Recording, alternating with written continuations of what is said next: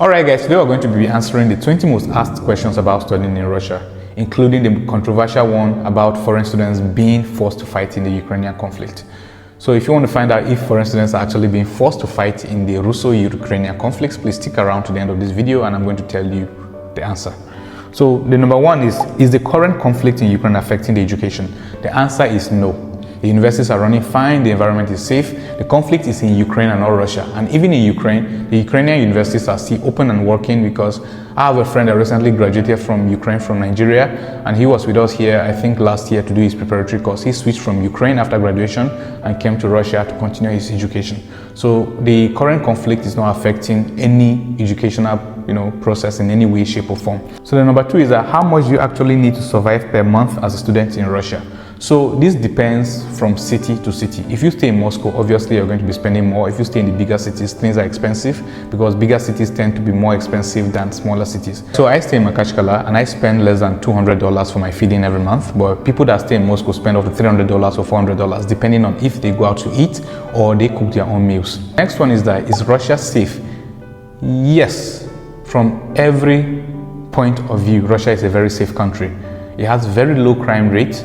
And since we came here, we have personally not encountered any form of crime or any form of disorderly conduct, even from the locals. It's a very safe country. It's well policed, and if you go about minding your own business, you are not going to get in trouble with the police. I've been here for 6 years and I've never gotten any problems from the police. I've never gotten any problem from the locals. In fact, I always go back to these incidents when I lost my phone and someone picked it up and traced me and gave it back to me. This does not happen in most parts of the world. So the next one is that, do you take the entrance exams before admissions? Yes, like every other reasonable university, Russia evaluates its potential students before granting them admission into the universities. The entrance examination is not as difficult as other countries, because they just evaluate that you actually studied in the university you studied. Like, for example, if you want to get into medicine, they test you on biology, chemistry, and a few other fundamental, courses, and then you get admitted. That is not a very difficult phase of the admission process. The next one is, are Russian degrees acceptable worldwide? The answer is a big yes. If you graduate here in Russia, you can work anywhere in the world. I always speak about medicine because I am in the medical, sphere. My seniors graduated here, and some of them are in America, some of them are in the UK, and some of them have already passed the USMLE, which grants them the licenses to be able to work as doctors in the US. So you can work anywhere in the world. Russian degrees are acceptable. You only need to write the country's medical licensing examination, and they will allow you to work as a doctor, or in any other thing you study. They are acceptable because Russia offers very high quality education. So the next one is there racism in Russia? The answer is actually, I do not know. I have personally never experienced a serious level of racism. Of course, there is racism everywhere in the world, but Russians are pretty calm about it. We have not experienced racism. Of course, I'm not denying that there's no racism in Russia. People have different experiences, and this is a subjective, opinion. People that experience racism in some way would deny that maybe they experience racism, but we personally have not seen instances where Russians were racist twice, or also maybe I applied for a job and I was not given because I was black. That has not happened in this country, to my knowledge, and to any of my friends.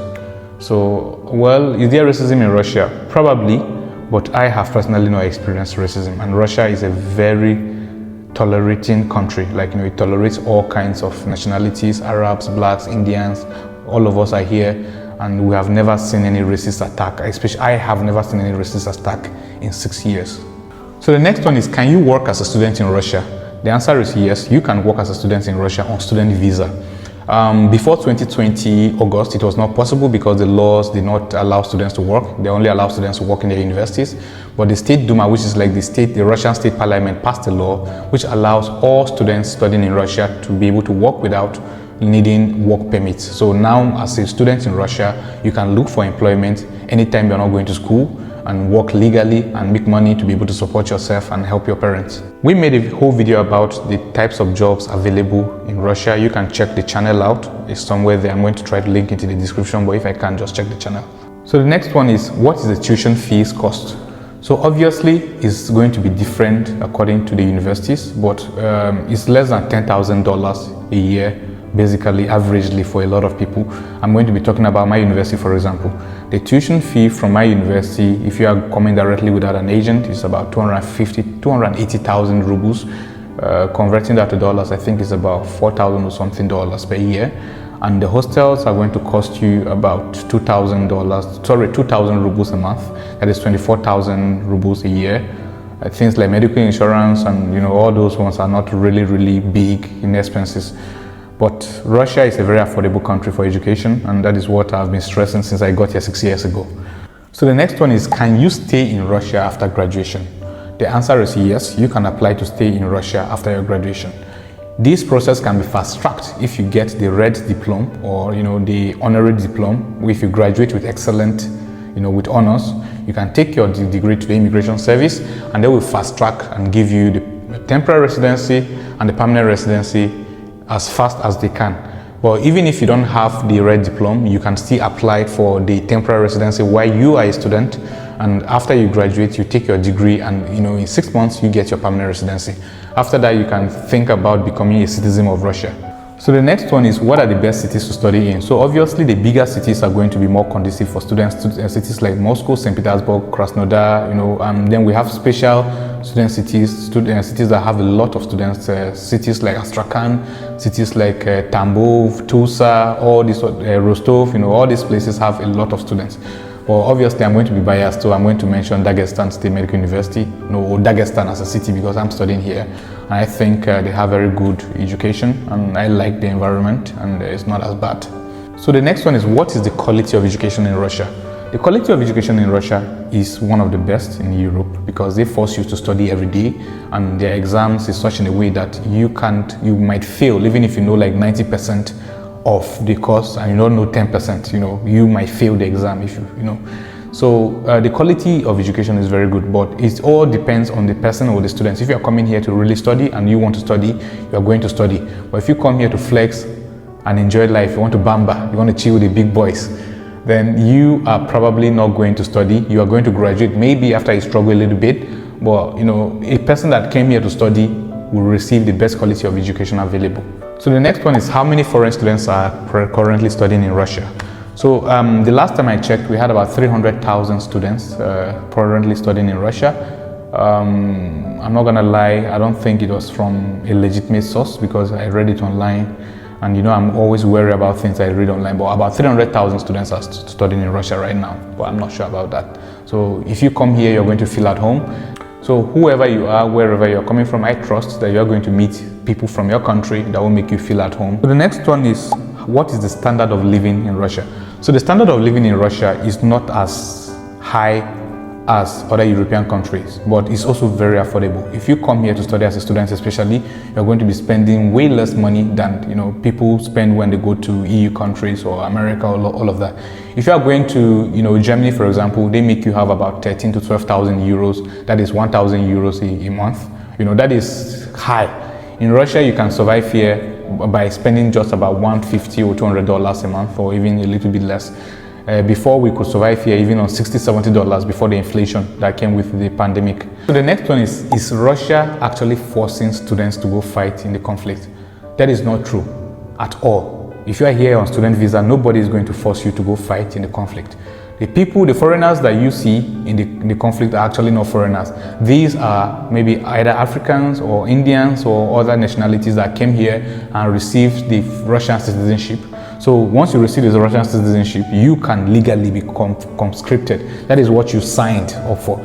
You can't be a Russian citizen and only be receiving the benefits of being a Russian citizen.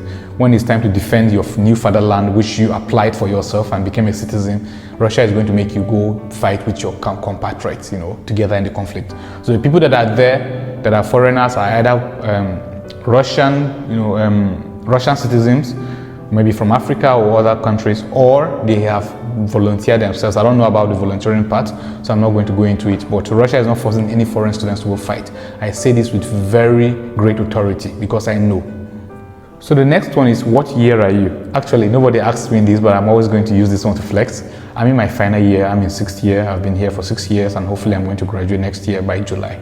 So, right, so the last one is the number 20. So I'm going to be leaving the number 20 for you guys to ask in the comments. If you have any questions about studying in Russia, you can my email has been on the channel for the last 6 years. You can send me an email or just comment below. And if you really want help with me helping you with the admissions, then if you're a serious person, because a lot of people contact me, I start the process, I use my own money, and sometimes when I finish the process, they tell me they're no longer interested. So if you're really interested in studying in any Russian university at all, then contact me. The admissions for this year are actually closed, apart from the preparatory courses. But if you really want to study in Russia, send me an email or comment below, and I would get back to you, and we would communicate, and I will give you the information you really need and what you need to start applying. So I've been away for a while. I'm so sorry I've not uploaded a video. I'm hopefully going to be more consistent from now on. Thank you guys for watching. Peace and love.